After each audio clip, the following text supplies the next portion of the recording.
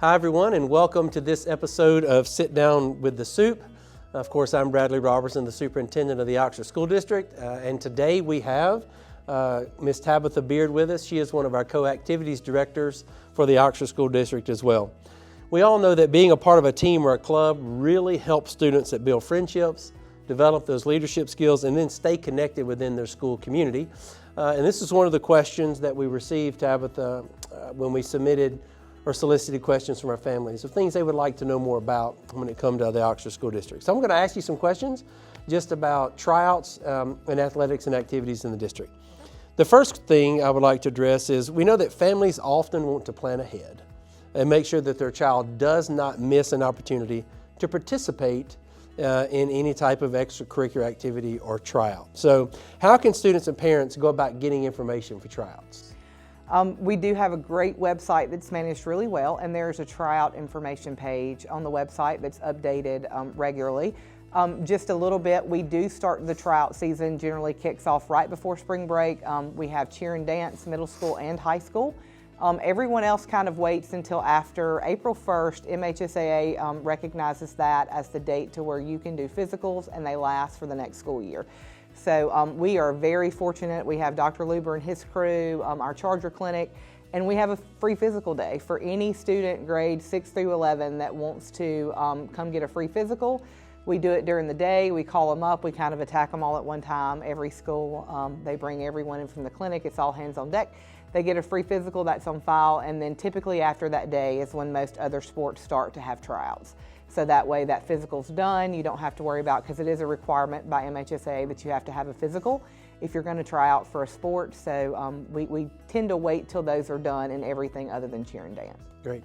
So you heard that, parents, there is a free physical opportunity, so just be looking for more information on that as the year progresses, and make sure that your child participates so that you don't have to pay for a physical to be able to participate in athletics and activities in the Oxford School District.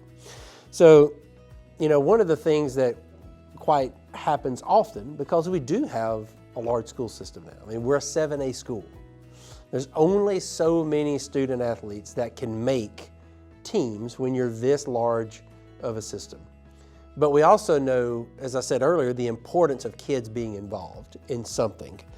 So what happens if a student doesn't make a team? What other opportunities are available to them? One of the things that Coach Ballman and I are really trying to do right now is make sure kids are aware of all that we offer, because I'm going to be honest, there were things that we have that I didn't know that we had. So, and some of the sports that don't get maybe as much recognition, bowling, archery, those sports, you know, there's countless others, but one thing we're trying to come up with is a way to inform everyone. So if that looks like a flyer, that's kind of what we're looking at right now, with a list of activities and you know, theater, all of those things. You know, you might think, well, hey, I don't want to get on a stage and act, but you have theater production if you're good at building, things like that. And we're also partnering with Mr. Gray with our CTE programs and things like that, because they give a survey for 8th graders going into 9th grade every year that kind of goes through interest in what they're interested in. So if we have a kid that tries out for a team, let's say baseball, and doesn't make it, just as an example, we can turn around and we can kind of look at that kid's interest from that surveys, and maybe, you know, they had an interest in you know, building or something like that. So we can hook them up with, you know, Mr. Davenport and theater production and things like that, and make sure they know about that. Our band early in the 6th grade, I mean, that's another thing we can get, you know, kind of start looking at those interests early and things outside of the sports realm as well. Yeah, thank you for that. You know, I know that's been a pain point for a lot of families, you know, across our district. And thank you for the intentionality of trying to understand the interests of kids and having a mechanism to do that through Mr. Gray and our Career Technical Education Department, so that we can intentionally connect kids to something that, again, everybody can't make a team, but everyone needs to be connected to something. We know the value of that. The research is clear of what they learn through working alongside others and being a part of something other than just the academic day. So that's really important. You know, and I'm thankful. You know, I have a son that's a big theater guy and choir student. And it's really, really made a difference in him in his confidence, just the way that he goes about things that he does every day. So I'm thankful for that and can speak firsthand that even though a student may not be on an athletic team, there's so much value they can gain from some of the well-respected and top-notch programs that we have in the Oxford School District. So again, thank you for that, Tabitha, and I look forward to seeing some of that connectedness moving forward. And again, you just kind of hit on this just a few seconds ago. Beyond athletics, there are so many ways for students to get connected and explore their interests. Is there anything else that you want to talk about when you talk about activities or clubs that maybe don't require a tryout? I think that one thing to look at, football doesn't require tryout. It's about the only sport that doesn't, but we have some teams that take pretty large numbers. It's a tryout, but it's not in essence. You have cross country, track, those kind of things that you're not quite as limited by space and time. But also, we have over 60 clubs at the high school and the middle school level. So, I mean, understanding that no, it might not be a sports team, but like you said, there's so much value in the connection of people and building relationships and having that to go to.